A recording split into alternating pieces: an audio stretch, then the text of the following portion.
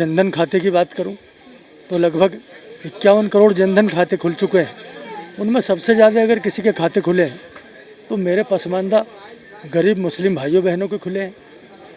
अगर प्रधानमंत्री ग्रामीण आवास की मैं बात करूं तो सबसे ज़्यादा मुस्लिम पसमानदा समाज के उन गरीब बहनों और भाइयों को जो है मकान दिए हैं।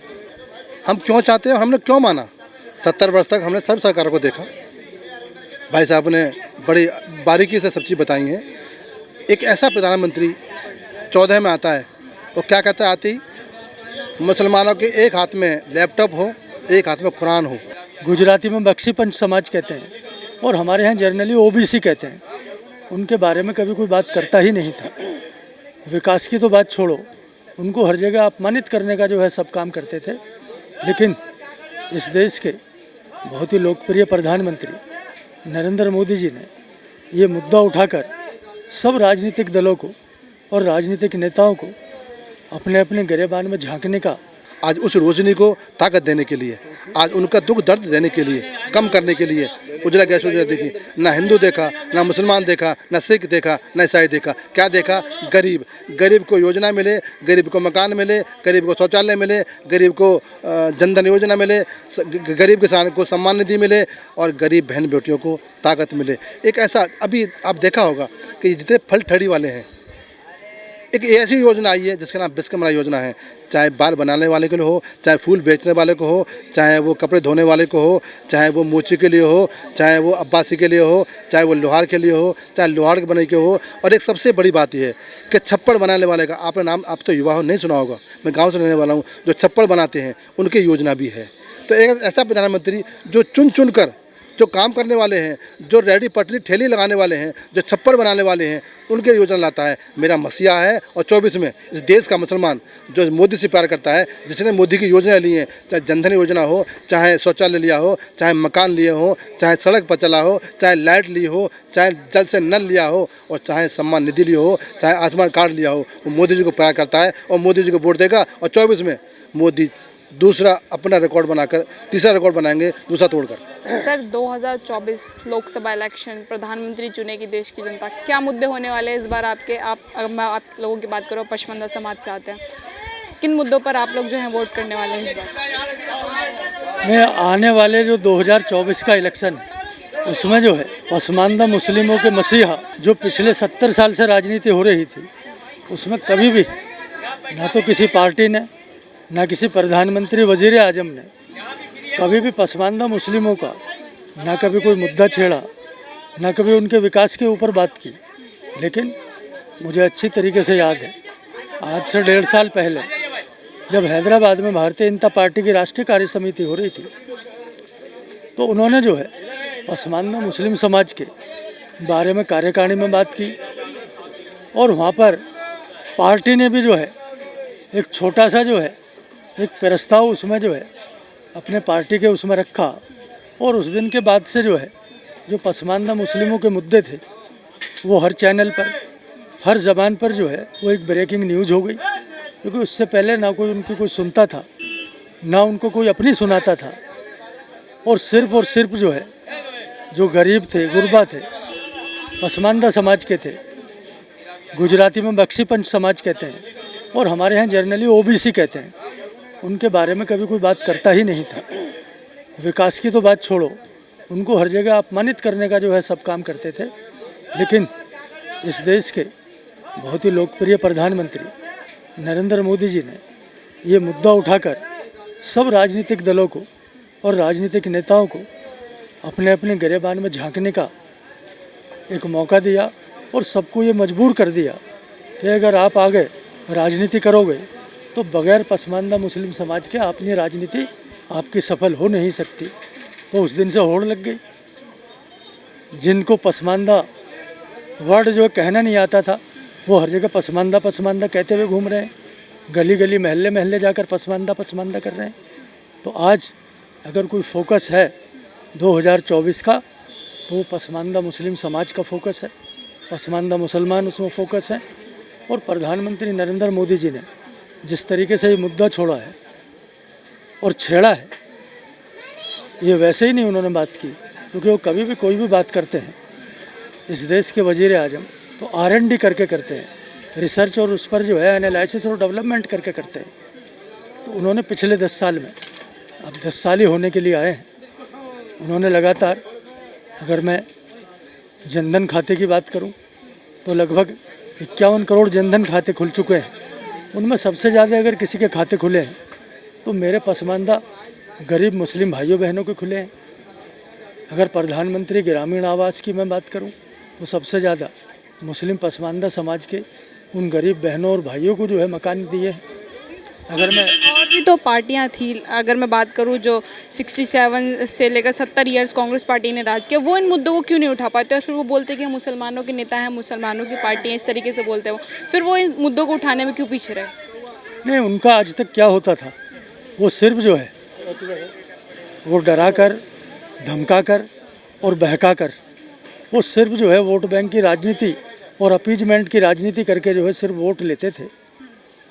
और मुझे अच्छी तरीके से याद है, जहाँ पर मैं खड़ा होकर आपसे आज बात कर रहा हूँ, यहाँ के जो काउंसलर का इलेक्शन 3-4 बार जो है यहाँ के एक मुस्लिम रिप्रेजेंटेटिव को जिताया, लेकिन मेरे निजामुद्दीन औलिया की गली हैं, उनमें कभी उसने आकर विकास नहीं करा, कभी उसने डेवलपमेंट नहीं किया। वहाँ पर कभी सीवर की समस्या उसने हल नहीं की, वहाँ पर कभी बाथरूम की समस्या हल नहीं की, वहाँ पर टॉयलेट उन्होंने नहीं बनाए, क्योंकि यहाँ का रिप्रेजेंटेटिव एक मुस्लिम होता था। लेकिन वो क्या समझता था, ये तो मेरे गुलाम हैं, ये तो जाएंगे कहाँ, इनको तो मैं भारतीय जनता पार्टी के नाम से डरा कर ही उनका वोट ले लूँगा। लेकिन इस बार वो काया पलटी हो गई, भारतीय जनता पार्टी को भी उन्होंने वोट नहीं दिया, उसको भी वोट नहीं दिया। एक किसी तीसरी जो बहुत ही ज़्यादा झांसे में रखने वाली एक पार्टी दिल्ली में राज कर रही है, जिसका सिर्फ और सिर्फ जो है झांसा देने का काम के अलावा एक फर्जीवाल नाम का आदमी है, उसकी है एक रिप्रेजेंटेटिव लेडी हो गई। अभी आप थोड़ा आगे चल के जाएंगे तो वहाँ पर झुग्गी झोपड़ी पे उसी लेडी ने यहाँ पर बुलडोजर चलाना शुरू किया है। गरीब और पसमानदा मुस्लिमों के घरों को उजाड़ने का उसने काम किया है। तो ये जो भी काम करते हैं ये सिर्फ वोट बैंक लेने का काम करते थे। इन्होंने कभी भी रियल में, जैसा मैं पिछले वाले सेगमेंट में आपको बता रहा था कि हमारे प्रधानमंत्री नरेंद्र मोदी जी ने अगर आवास देने का काम किया तो वो सबसे ज़्यादा पसमानदा मुस्लिम समाज है। अगर उनको जो है टॉयलेट बनाकर जो है इज्जत घर, अगर किसी को बकस के इज्जत अगर देने का काम किया तो वो सबसे ज़्यादा पसमानदा मुस्लिम समाज है। जनधन खाते अगर किसी के सबसे ज़्यादा खुलवाए तो वो पसमानदा मुस्लिम समाज है। किसी भी आप सेक्टर में जाइए, अगर रेहड़ी और पटरी वालों को अगर रोज़गार देने का, उनको लोन देने का काम किया है तो वो पसमानदा मुस्लिम समाज के हैं। जहाँ भी आप जाएंगे तो उन्होंने पहले वो रिसर्च और डेवलपमेंट किया, उसका एनालिसिस किया, तब उन्होंने वो मुद्दा 1.5 साल पहले हैदराबाद की कार्यकारिणी में उठाया। फिर उसके 4 महीने के बाद में भोपाल के जम्बूरी मैदान में उनके 40 मिनट के भाषण में 4 मिनट उन्होंने पसमानदा मुस्लिम समाज के लिए बोला। और एक एक पसमानदा जो हमारी बिरादरी और जात है उसके उन्होंने कम से कम 25 आदमियों का एक सांस में उन्होंने नाम लिया, जो मेरे भी आज तक नाम इतने याद नहीं है। मोदी जी या बीजेपी लगाते हैं कि सबका साथ सबका विकास, आप बता रहे हैं कि सबका साथ सबका विकास हो रहा है, लेकिन बोल रहे हैं कि तुष्टीकरण की राजनीति करते हैं मोदी जी। कहाँ सारे समुदायों को साथ लेकर चलते हैं, एक को प्रताड़ित कर रहे हैं, खाली एक समुदाय को जो है बढ़ावा दे रहे हैं, इस तरीके का आरोप लगता है मोदी जी पर। तो नहीं, वो जो आरोप लगाने वाले हैं, ये जो आप चारों तरफ जैसे दुकान और शोरूम नहीं देख रही हो, उन सब पार्टी वालों का जो है वो शट डाउन हो चुके हैं। उनके यहाँ कोई भी ग्राहक जाने के लिए तैयार नहीं है, तो वो उल्टा चोर कोतवाल को डांट रहा है। अरे अपीजमेंट की राजनीति तो वो करते हैं, हम तो एकदम जो है, हमारा तो जो है और हमारी पार्टी का दिल भी खुला है, दल भी खुला है, दिमाग भी खुला है। हम कोई भी बात करते हैं तो डंके की चोट पर करते हैं। अगर हम जो है अपीजमेंट की और तुष्टीकरण की राजनीति की अगर कहीं बात करते हैं तो ओपनली हम उनसे बात करते हैं, जनता के जाकर रैलियों में वो बात करते हैं। ये तो बेडरूम में बैठकर ये बात कर रहे हैं, और जो खुद ये बात काम करने वाले हैं वो दूसरों पर इल्ज़ाम लगा रहे हैं। तो इसका अभी आपको जो है अभी आने वाले 5 स्टेट के राज्यों के चुनाव में उसका उनको अभी तमाचा लगने वाला है, इसमें उनको पता लग जाएगा। रोकना चाहूँगी, इनसे राय लूँगी। सर, आपके क्या मुद्दे होने वाले हैं इस बार चुनावों में? क्या लग रहा है, कौन वापसी करेगा या बदलाव होगा इस बार सरकारों में? आप युवा हो, ये तो आप तय करने वाले हैं। आपने मन बना चुके हो कि जो अब 24 आ रहा है उसमें जो प्रधानमंत्री बनेंगे वो नरेंद्र मोदी बनेंगे। और मैं मुसलमान, मैं पसमानदा समाज का राष्ट्रीय अध्यक्ष हूँ, मेरे साथ में मुख्य संरक्षक इरफान साहब खड़े हुए हैं। हम क्यों चाहते हैं और हमने क्यों माना? 70 वर्ष तक हमने सब सरकारों को देखा, भाई साहब ने बड़ी बारीकी से सब चीज़ बताई हैं।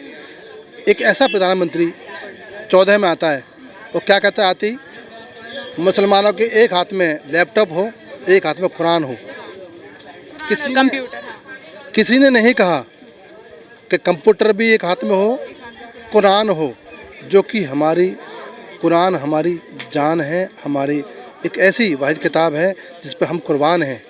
वो हमें दीन सिखाती है, वो हमें मोहब्बत सिखाती है, वो हमें सलह सिखाती है, वो हमें प्यार सिखाती है, वो हमें एकता में रहना सिखाती है। उसका नाम लिया।